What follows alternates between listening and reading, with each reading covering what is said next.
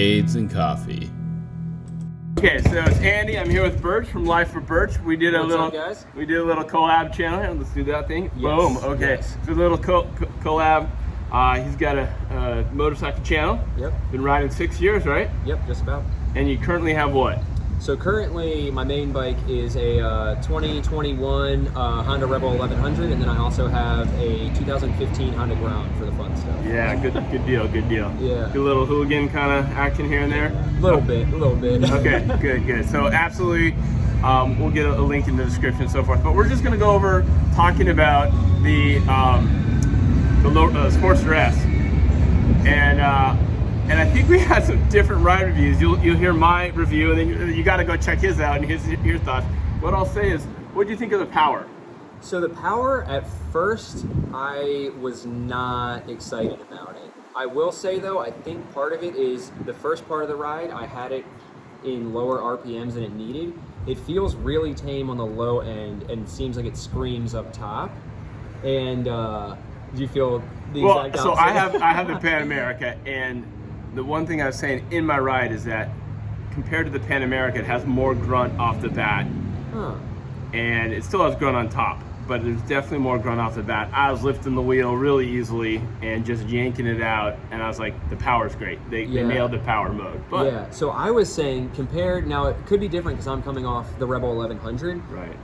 My bike has a lot more responsiveness down low, I feel like. So even at low RPMs, I barely touch the throttle and it's pulling you back. I felt like the Sportster, I would get on it, and at first you wouldn't feel the pull, and then it would start pulling you back.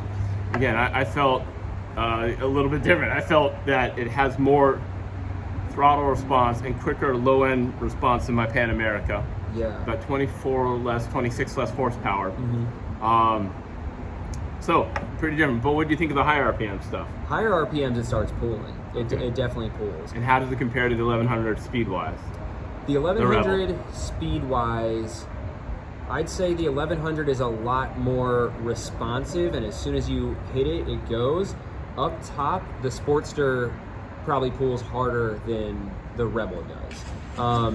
The Rebel also, when you get on it, it doesn't have that big front tire. Right. So I feel like the Rebel, when you get on it and you get in the higher RPMs, it gets a little floaty in the front. Super stable, right? Yeah. This is a super stable bike. Whereas the Sportster, it's like a freaking tank. And totally. And there's only, so the Rebel weighs 485. I think the Sportster weighs like 502. Right. So there's less than a 20-pound difference, but the Sportster feels like a tank, like it's on the road. Agreed. The Rebel, as you get on it, the front end starts floating a little bit, and the front end feels a little bit lighter. So let's go over, what do you think of the brakes? The brakes, the back brakes are garbage. They're really, really bad. The back brakes, I said it multiple times in my video, I was blown away by how bad the rear brakes are.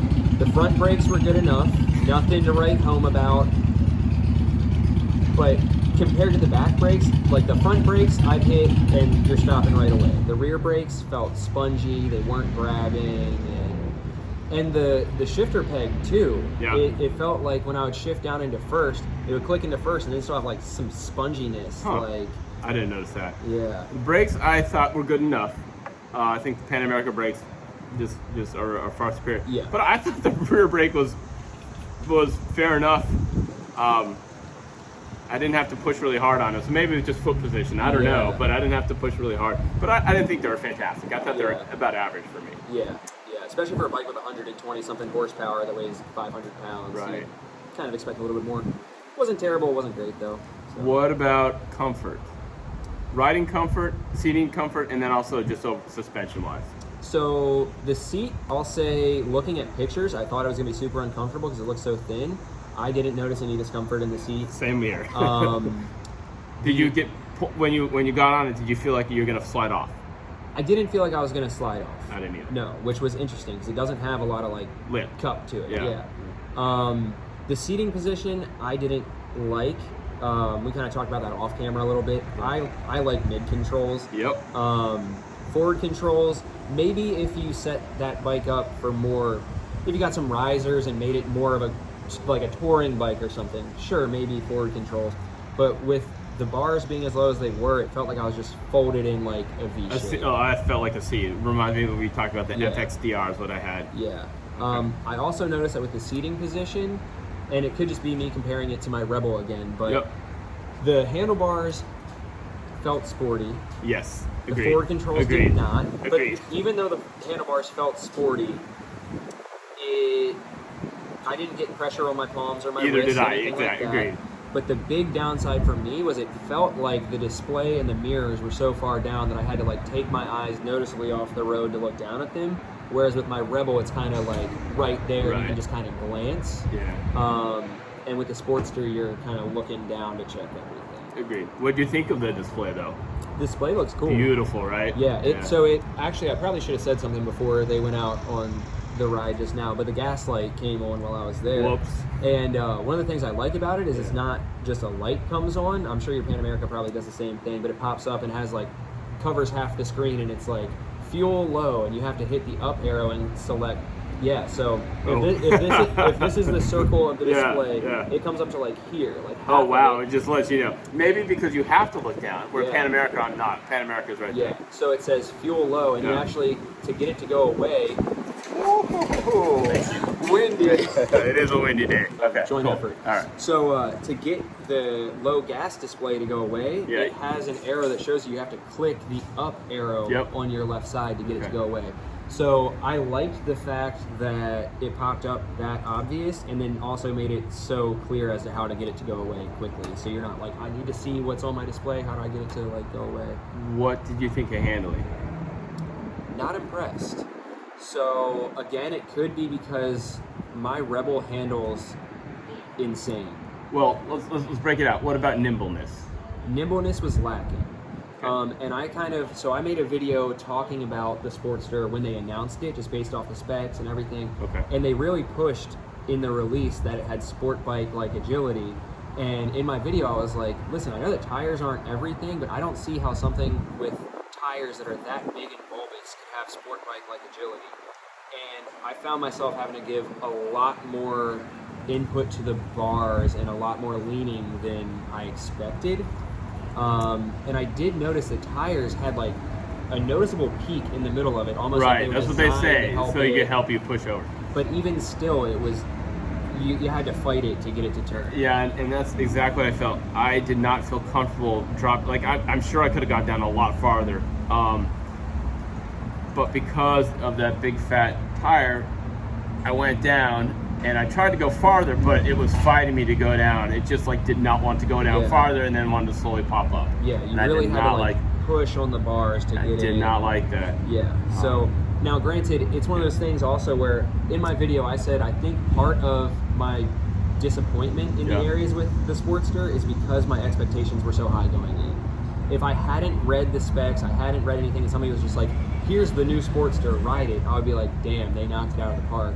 But because I went into it seeing the high horsepower specs and seeing that they said multiple times it has sport bike-like agility, I think that's what kind of threw me off, because I was expecting so much more out of the handling, and it just wasn't there. Yeah, that was probably my biggest disappointment, was the handling. Yeah. Fit and finish, style, what do you think of that? Style, I'm still unsure of. It looks really cool, Okay. but not to be like a purist. Like, does it look like a Sportster? You know, so like it almost looks like, I think I said in one of my other videos, it almost looks like a cross between a Sportster, a Fat Bob, and a V-Rod. And it looks really cool, but it's also very different. I think it'll grow on me, and I think I'm also the kind of person that bikes right off the bat, I'm like, nah, and then once people start modifying them, that's when you're like, oh, it has that Good deal. potential. Good deal. What did you think about the exhaust? Hated the exhaust for two reasons. One is I got Kevlar pants on and it was burning my thigh, and it was touching me, and I had a very easy to flat foot. Like someone with very short instinct could absolutely flat foot all day long, but that exhaust is touching your thigh the entire time, and so I had to way step my foot out to touch it, and I didn't like the exhaust ones.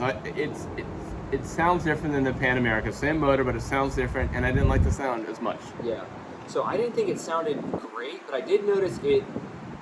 You could hear like decel pops sometimes. I don't know if you picked up any of that. I would downshift sometimes and you get like the pop, pop, pop, pop. And I'm like, I could see it sounding really good with an aftermarket. There we go. Yeah. But the Harley tax. now it kind of sounds like an aggressive sewing machine, I would say. I'm with you. I did not like it. I think the Pan America actually sounds better. Yeah. And then as far as the heat goes, I was really concerned about how bad the heat would be. When I first started it up over there, I noticed heat immediately. Yep. There was a lot of heat. Riding, I didn't feel the heat. Same. And even stopping at stoplights, I think once I felt that initial heat, I think it's safe to say I'm definitely like lankier than you are. Right. It was easier for me to like kind of spread my legs out a little bit, and it wasn't hitting my leg. But when I first sat on it before learning that, I was like, this isn't going to be fun.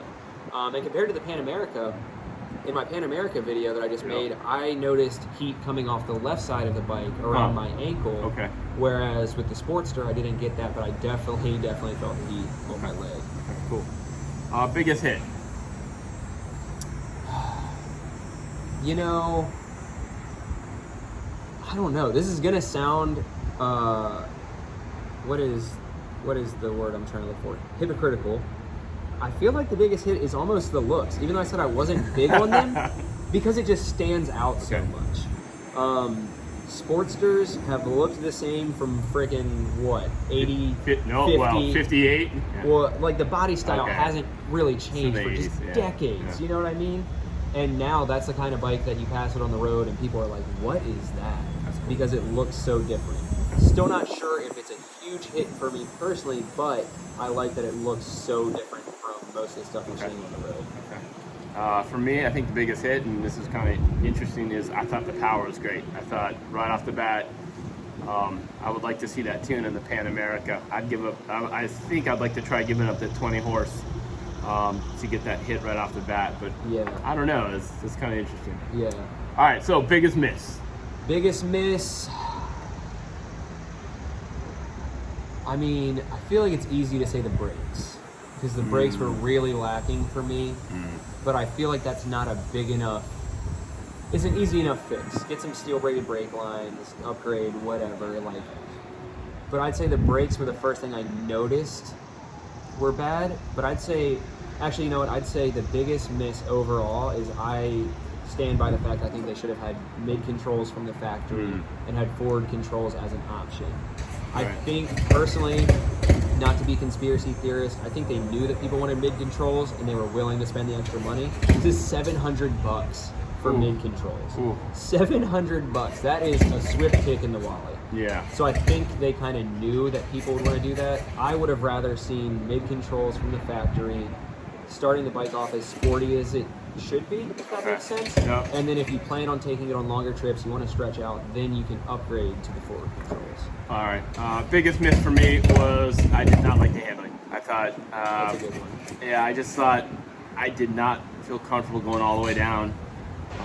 Let me tell you that. So on my Pan America, you can get out of the saddle and ride it like a sport bike, a sport tourer, absolutely all day long. This one you cannot, especially with those forward controls. You're stuck in the saddle, and that does not a sporty bike make. And if there's big bumps coming, you can't stand up on the forward controls, and it has what, like 2.7 inches. So I just wrote the Fat Boy after that, and I thought the suspension on the Fat Boy was worse than on the. Really? Well, yeah. So yeah, I didn't think the suspension was terrible. Yeah, it wasn't terrible. It wasn't terrible. Yeah. It was about average. That's what I thought. Yeah. Cool. But yeah, just piggybacking off what you said about like the handling of the Pan America. I think the Pan America.